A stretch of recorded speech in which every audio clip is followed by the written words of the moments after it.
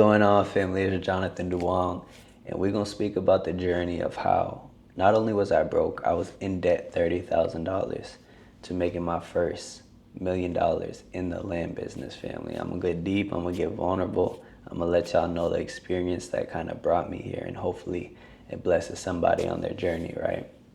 So we'll start in 2019, the last time I clocked in and worked a job. So during that time, I was in the world. I was working this job. I was also selling drugs. I was also going to the clubs, drinking, chasing women, things of that nature, right?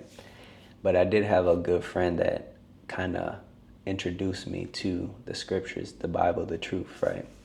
And during that time, I was reading it sometimes, but on and off. But I did get the urge to start reading again, which keep in mind, I haven't read a book since high school. So the first book I read was Rich Dad, Poor Dad. And I remember it vividly because after I finished reading that book, I was working in Orlando doing this timeshare resales. And I was very impulsive. Like, I moved off of emotion. If I was angry, I snapped. I would just do things without thinking, which isn't a good thing at all. No emotional intelligence, right? So I sat down in the boss's office and I told him, hey, I'm moving back to Massachusetts. So basically I quit. Was it the best decision? Probably not, but that's how the story went, right? And then I got back to Massachusetts and I got right back sucked into what I used to do, which was going out again, drinking. I was growing marijuana. I was selling drugs. I was getting in trouble, things of that nature. And it wasn't going well. And something led me back to Florida. So I decided to move back here around the end of 2019, going into 2020. And mind you, if you guys don't remember all the chaos that was going on in 2020, the masked up, the anxiousness, people living in fear, whatever it was, right? But we'll get there. So in 2020, I ended up going to a real estate seminar with one of my good friends. We like brothers, we stay together type stuff. I taught him the wholesaling land business, he's doing well. But before that, we didn't know nothing. So we went to this seminar, and not only was I broke, I came into the seminar, and I don't know how they did it, family, but I ended up going to the back of that room. They ran my credit. They opened like 5 or 6 credit cards, and they $30,000 in debt. I don't know why I did it till this day. So not only was I broke now, family, and this not good debt that the wealthy people talk about. This, damn, I got to pay this off type stuff, right? So from there, I ended up going to Texas to learn about house flipping, and I didn't learn anything. To be honest, maybe I wasn't ready to receive the information, but the best thing I got from that experience was the relationships I built, right? So coming back, I was even more stressed out than I already was. I was broke, I didn't have a job, and I was $30,000 in debt now. So I went onto YouTube and started doing my search, going down the rabbit hole. How do I make money? How do I make $1 million tomorrow? How do I get into real estate? How do I get rich type stuff, right? We all been there. And that led me to learn about wholesaling houses. I just kept doing research and I started to see this, but I was just analysis paralysis, overloading myself with information that I'm not using. So obviously it's going wasted, right? And one day I came across a YouTube video about wholesaling land. So I was very intrigued in this, and I kept doing more research, kept deep diving and studying and educating myself when I really should have been taking action, right?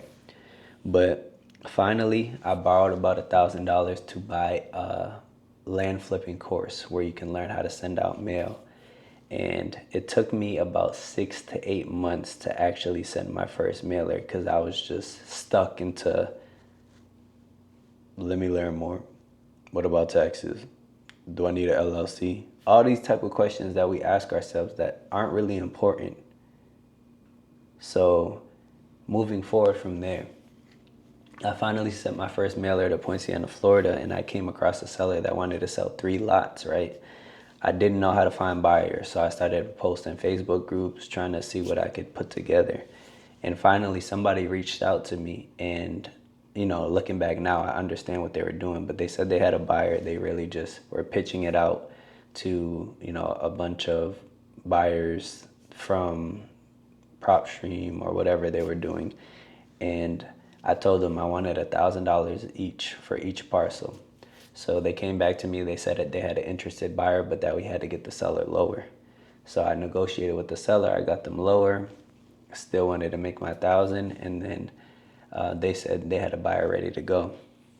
But things worsened in the economy because of all of the fear. Everybody, scared of sickness, whatever it was, and the buyer wanted to back out. So I spoke to the title company, which I still work with to this day, New Beginnings Title.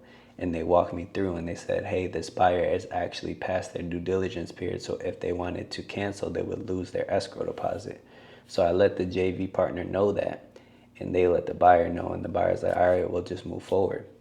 So the seller sent me my first HUD to look over. And when I look at it, I see my personal name. I didn't have an LLC, $3,000. That was $1,000 per lot.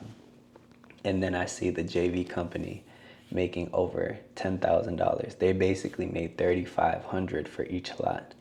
So you know me, I'm in the world. My feelings arise. I get prideful, and I call them up, and I felt played. I'm like, bro, we is not finna do this. Like, what are you doing, man? We finna just cancel this whole thing, whatever it was. And I banged it on him. And something humbled me. God humbled me.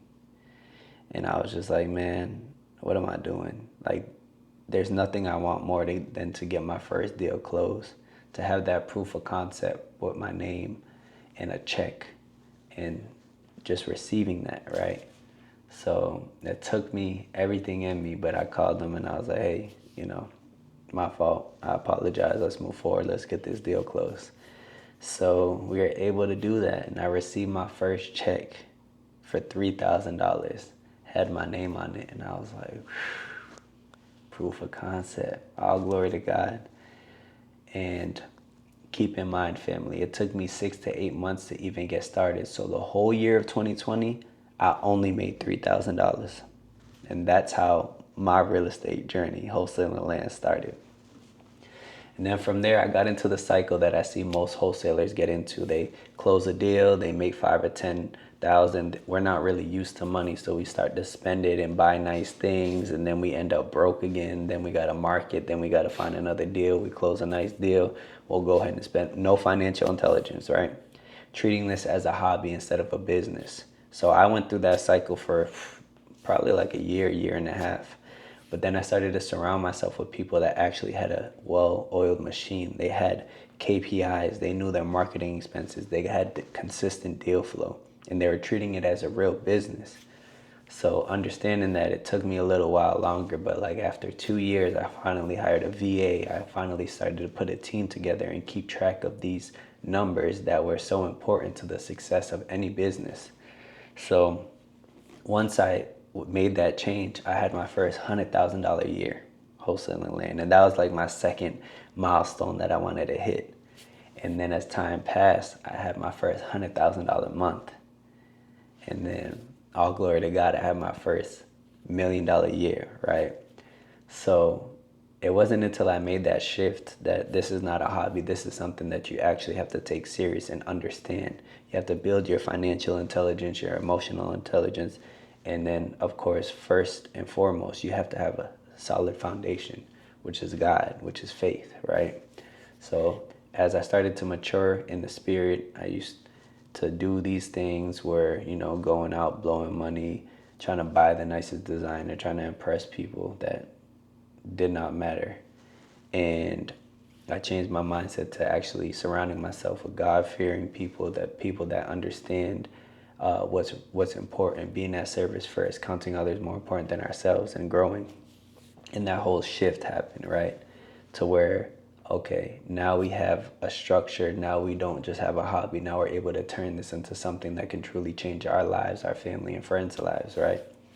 So looking back now, family, it was a struggle. Like I remember I was living out of a trash bag. I was renting rooms from different people. Like I never had a solid foundation. And a lot of y'all that know me from the beginning of the journey, you know that.